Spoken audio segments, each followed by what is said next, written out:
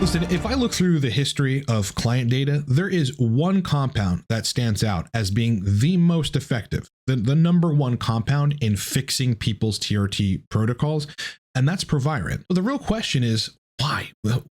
Why does Proviron fix people's erections when they've been on 200 milligrams of testosterone or 150, that estrogen in a perfect range, all the blood looks perfect, they're doing everything right, but they don't have erections for sex, they don't have libido, their sensation's a little wacky even though they're on HCG, 25 milligrams Proviron a day, that's all we add, and within weeks, the situation is resolved.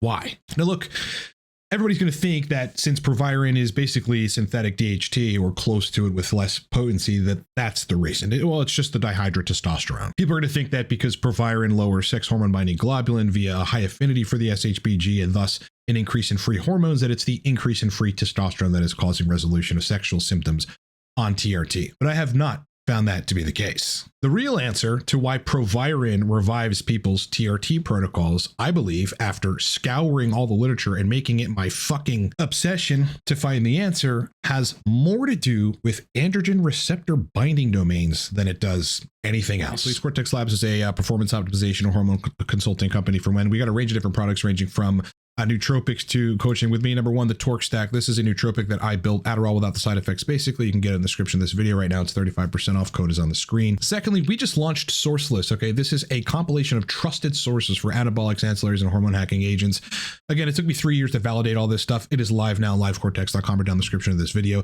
Lastly, if you need to hire me for TRT protocol redesign or for ongoing packages where we fix sexual dysfunction, libido, dopamine restoration, highly tailor in and target your hormone protocols, you can hire me for any of the packages that we have in under a minute at livecortex.com. Okay, like, why do we have posts like this? This is a thread that's titled Adding Proviron to TRT on the testosterone subreddit, in which a guy goes, I tried it along with TRT, made me too excited to the point it was not funny. I suggested to somebody who lives with a woman. Posts like this where a guy is talking about his experience with testosterone adding Proviron. This guy's already on 100 to 120 milligrams of cypionate. Apparently he varies it, plus 220 to 40 milligrams up here of testosterone propionate a week. So he's running probably a sip prop blend. Taking Proviron controls the estrogen and keeps the dick like a steel rod. I mean, we see this over and over again in the subreddits that Proviron is like the best add-on for TRT and it fixes people's erection problems specifically. It should be the case that when you inject exogenous testosterone that you get all of the sexual benefits associated with testosterone. Increases in nitric oxide, increases in erections, therefore nocturnal erections, morning erections, great erections for sex, spontaneous erections throughout the day, a high level libido, masculinity, and confidence. Unfortunately, though, that is just not the case for everybody that uses TRT. People will struggle for years using AIs, not AIs, switching the AI, changing their dose of HCG, removing HCG, bringing in DHEA and pregnenolone, and nothing fixes this, specifically the erection problem. Why is it the case that full-blown testosterone replacement therapy, which is readily converting to dihydrotestosterone, is like not fixing some people's boners? Some people, they're a walking boner and they're horny all the time and they've got masculinity, confidence. They get everything from TRT, but other people don't. Well, the most simplest explanation for that, if you look at it, would be some sort of insensitivity to androgens at the AR level, at the androgen receptor level. Not a full insensitivity, but some degree of insensitivity. One might think, oh, I need to upregulate the androgen receptors, which is probably not the case. I mean, you don't need to make more androgen receptors to fix this problem. I've scoured all the scientific literature and I figured out the answer. Proviron optimizes TRT protocols, fixes people's TRT protocols, gives them erections back and sexual function back when they've been on TRT for a long time. Not because it has a great affinity for the sex hormone binding globulin, thus increasing free testosterone. I don't think that's the reason that people get benefits on Proviron.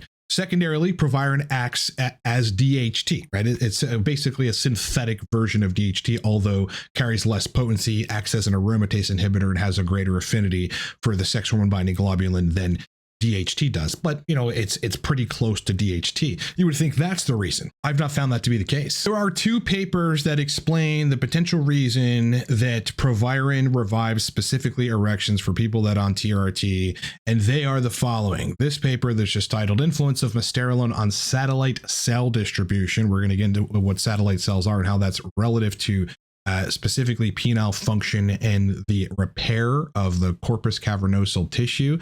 potentially nerve repair, fibrosis repair, overall endothelial and blood flow optimization in the male penis induced by the optimization of satellite cells from Testosterone or Proviron. And then there's this paper, which we've discussed before, titled Human Androgen Receptor Mutation Disrupts Ternary Interactions Between Ligand, Receptor Domains, and the Co-activator Transcription Intermediary Factor 2. Let's talk about satellite cells. So basically what they found is in the pec muscle of a maturing chicken, they found that Testosterone or Proviron increases the number of satellite cells. Testosterone or Proviron in this case significantly increased pectoralis mass and fiber size. Now, satellite cells are actually adult stem cells that reside in skeletal muscle and are responsible for muscle pair and growth. Satellite cells actually exist in the male penis. Okay, they're in the penis and are essentially the same as satellite cells found in skeletal muscle throughout the body, meaning they are specialized stem cells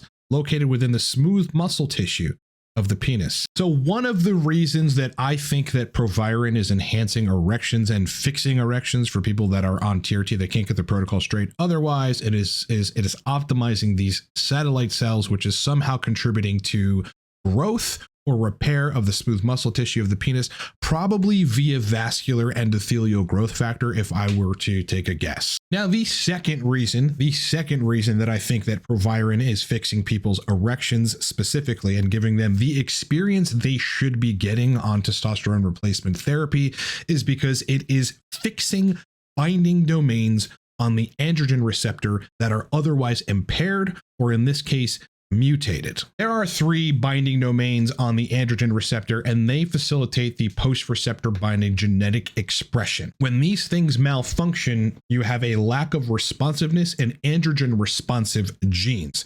So the net effect of testosterone binding to the AR is substantially decreased in this case of mutated or impaired androgen receptor binding domains. There's 3 binding domains. They are the N-terminal domain, the DNA binding domain, and the ligand binding domain. Now, in this study, what they basically show is that Testosterone or Proviron was able to restore the function of these mutated androgen receptors, specifically relative to the binding domains. But interestingly, a person's own physiologic DHT, okay, so dihydrotestosterone itself, did not have this effect, right? Couldn't fix the androgen receptors, whereas Proviron did. They end up standing at the bottom, Testosterone or Proviron, but not the physiological androgen dihydrotestosterone, restored mutant LBD interactions with the TAD and with the TIF2. These are the androgen receptor binding domains, the LBD and the TAD. Again, the LBD is the C-terminal ligand binding domain. The TAD is the N-terminal transactivation domain. Now, I kind of want to just get into this a little further for those of you science geeks, and this is the rabbit hole that I had to go down to figure this out. This is a paper that is titled "The Androgen Receptor Depends on Ligand Binding Domain Dimerization for Transcriptional Activation." Dimerization is basically like the combination of 2 chemicals that come together to form another chemical. But more importantly, as it relates to androgen responsive genes and the transactivation that takes place after ARs get bound to by testosterone or DHT. What this paper shows us is that you have a androgen receptor on the top here, okay, on the top of this graphic, the top part of the graphic that functions normally, okay? Binding domains right here, and the genetic co-regulators function normally, and then you have transcriptional regulation, which results in androgen responsive genes responding to, the androgen receptor activation. However, when you have the LBD monomer, which is another one of these binding domains that's mutated, a mutated androgen receptor, you get, as seen in this red X here, a lack of transcriptional regulation. In other words, your testosterone, that if you're the case of this bottom example with a mutated androgen receptor binding to the AR, I don't know if it does nothing, but it definitely doesn't do what it's supposed to do. I believe that Proviron is heavily modifying androgen receptors, as we know it does, right? It's a heavy, potent agonist, stronger than testosterone for the ARs. It's got modification properties of the androgen receptor that completely change how the androgen receptor works. I'm going to take us back to a long podcast that I did with YouTuber and TRT person Dave Lee, where he basically talked about taking Proviron for 2 years. And prior to that, TRT really hadn't been working. After the use of Proviron, TRT worked again. Let's take a listen. I was in a scenario where, so for the first couple of years when I was on TRT, I was taking every different exemestane, Arimidex protocol under the sun. I had at one point I had 1 milligram exemestane capsules compounded. I was dissolving the anastrozole tablet in like a dropper thing so that I could fucking take like yeah. Okay, well, DHT analog Proviron is prescription in Australia. So Proviron was appealing because it's the closest to bioidentical DHT out of the derivatives. It's not liver toxic and it's mild. So, and it was available. So it ticked all the boxes. And when I took Proviron for 2 years, it gave me the effects that just TRT gives me now. It gives me the effects that I think TRT should have given me all along, and what I see in my clients, which is it just worked. I mean, what did we just watch? We watched where TRT wasn't having the pronounced effect it was supposed to have, and then a user, Dave Lee, took Proviron 25 milligrams a day and nothing else for 2 years, and then TRT started working for him. Listen, I get the most deranged sexual function clients probably in the world. I've been talking about this on the web forever. I've been studying it on my off time at 1 a.m. when I'm supposed to be fucking sleeping. You know, there are people that pay me a lot of money because no one else is able to restore their sexual function. Even the most renowned sexual optimization doctors in the United States. What I've come to learn, again, aside from the 2 papers that I brought up, it's not in the literature. There's no paper out there that's like, well, this is why testosterone isn't helping with erections specifically. There's just the common responses, which is lower your estrogen, bring in DHA, pregnenolone, bring in HCG, change your dose of this and that, whatever. But that doesn't always work for people. What I am contending is that there are a subset of individuals with androgen receptor problems, whether they are mutated binding domains or some other factor that isn't elucidated in the literature and that I cannot find, and that mesterolone, which I don't even think it was made for that, but like it's just this secret, it's this byproduct of Proviron that came about that people discovered has the ability to fix androgen receptor problems. To date, we do not have like some AR modulator other than potentially selective androgen receptor modulators.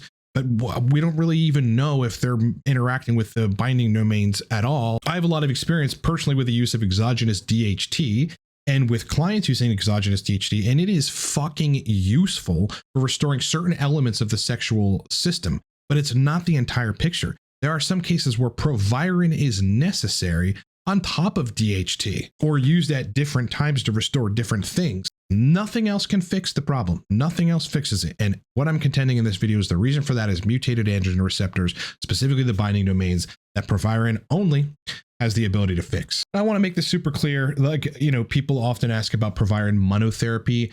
I don't typically think that's a good idea, although we do have in Dave Lee an example of somebody who took specifically Proviron and nothing else. So listen, if you're having issues with sexual function, you want to run Proviron and nothing else, have at it. Good luck. Ultimately, though, I would not suggest that because you're going to need high levels of testosterone. You're going to need that system functioning normally. You're going to need other androgens aside from Proviron. You're going to need the conversion to estradiol. You know, you're going to need HCG, you're going to need DHA and pregnenolone, etc. Time and time again, and more in my client work, I just see Proviron rising as the shining star. I just see it front and fucking center, doing magnificent things to people's TRT protocols in a way which makes them responsive to testosterone more, because then it had, in my assertion, you know, my conclusion at this point, it had fixed androgen receptors, and now the testosterone can work fine. There are some people out there that believe like TRT is like a scam or something because they've been on it for 2 years and they haven't been able to fix their protocol, and then they get off of it, they PCT and they feel fucking terrible and they're just like, fuck the world.